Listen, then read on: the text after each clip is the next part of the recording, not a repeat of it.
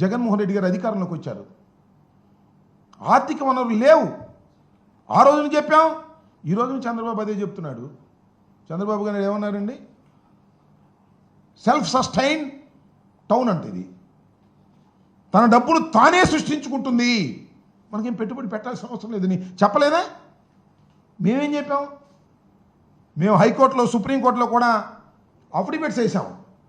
అయ్యా, రాష్ట్ర పరిస్థితి లేదు, ఇది ఆర్థికంగా ఇంత ఖర్చు పెట్టలేం, దీన్ని అభివృద్ధి చేయలేం అని చెప్పాం. చంద్రబాబు నాయుడు గారు ఏమన్నారు? సెల్ఫ్ సస్టైన్ అన్నాడు. మరి సెల్ఫ్ సస్టైన్ అయితే ఏం చేస్తున్నారండి చంద్రబాబు నాయుడు గారు మీరు ఇవాళ? అప్పా, ఇంత అప్పండి, నాకు అర్థం కాలేదు. భయంకరమైనటువంటి అప్పు తీసుకొస్తున్నారు ఇవాళ మీరు. ఎవరు చేయాలి ఈ అప్పు? ఎవరు తీర్చాలి ఈ అప్పు? 52,000 కోట్ల రూపాయల అప్పు తీసుకొస్తున్నారు ఇవాళ మీరు. అప్పుల గురించి ఏమన్నారండి మీరు? అయ్యా, చంద్రబాబు నాయుడు గారు అనుభవజ్ఞులు మీరు. 4వసారి ముఖ్యమంత్రిగా ప్రమాణ స్వీకారం చేశారు. జగన్మోహన్ రెడ్డి గారు అప్పు తీసుకొస్తుంటే ఏమన్నారు? ఇది శ్రీలంక అయిపోద్ది అన్నారు. అప్పులతో మునిగిపోతుందన్నారు. అప్పు చేయటం తప్పు అన్నారు. అప్పుడు అప్పు చేయటం తప్పు. ఇవాళ అమరావతి కోసం అప్పు చేయటం కరెక్టా? ఎంత అప్పు చేస్తున్నారండి మీరు? 52,000 కోట్లు. ఏడీబీ బ్యాంకు నుంచి 15,000 కోట్లు, కేఎఫ్డబ్ల్యూ నుంచి 5,000 కోట్లు, హట్కో నుంచి 21,000 కోట్లు, సిఆర్డీఏ కమిట్ అయిన అప్పులు మరొక 21 కోట్లు, మొత్తం 52,000 కోట్ల రూపాయలు మీరు తీసుకొస్తున్నారు. ఇది ఎంతవరకు సమంజసం? సరే, తీసుకొస్తున్నారు. ఈ 52,000 కోట్ల రూపాయలు మీరు ట్రాన్స్పరెంట్గా ఖర్చు పెడుతున్నారా? ప్లీజ్ చెప్పండి. ఇది సద్వినియోగపడుతుంటే మీరు తల తాకట్టు పెట్టో, లేక మోడీ గారు మీ అవసరం మోడీ గారికి, మోడీ అవసరం మీకు ఉంది కాబట్టి ఆయన అప్పిప్పించే కార్యక్రమంలో ఆయన ఉంటే మీరు తీసుకొస్తే ఏం చేస్తున్నారండి అప్పుని? ఎంత అంచనాలు పెంచేస్తున్నారు? అప్పుడు 48,000 కోట్ల రూపాయలు మీరు టెండర్లు పిలుద్దాం అనుకున్నటువంటి టెండర్లని ఇవాళ 77,000 కోట్ల రూపాయలు పిలుస్తున్నారు. ఎందుకు అంచనాలు పెంచారండి? అప్పుడు శాసనసభకి మీరు ఎంత ఖర్చు పెట్టాలనుకున్నారు, ఇప్పుడు శాసనసభకు ఎంత ఖర్చు పెట్టాలనుకుంటున్నారు? అప్పుడు 2,271 కోట్ల రూపాయలు శాసనసభకు ఖర్చు పెట్టడానికి అంచనా వేశారు. ఇవాళ టెండర్లు ఎంత పిలిచారండి?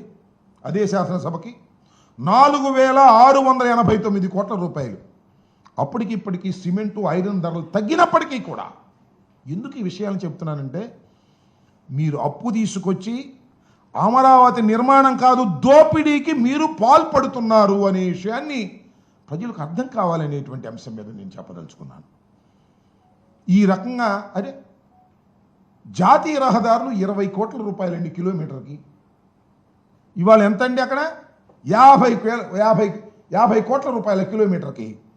దోచేద్దామనే, కాంట్రాక్టుల ద్వారా దోచేద్దామనే, అంత దోపిడీ చేయాలనేటువంటి దృక్పథం తప్ప అమరావతి లాంటి ఒక మహాపట్టణాన్ని నిర్మించాలనేటువంటి చిత్తశుద్ధి మీకు లేదు. కమిట్ అయిపోయారు, దాని నుంచి బయటికి రాలేకపోతున్నారు.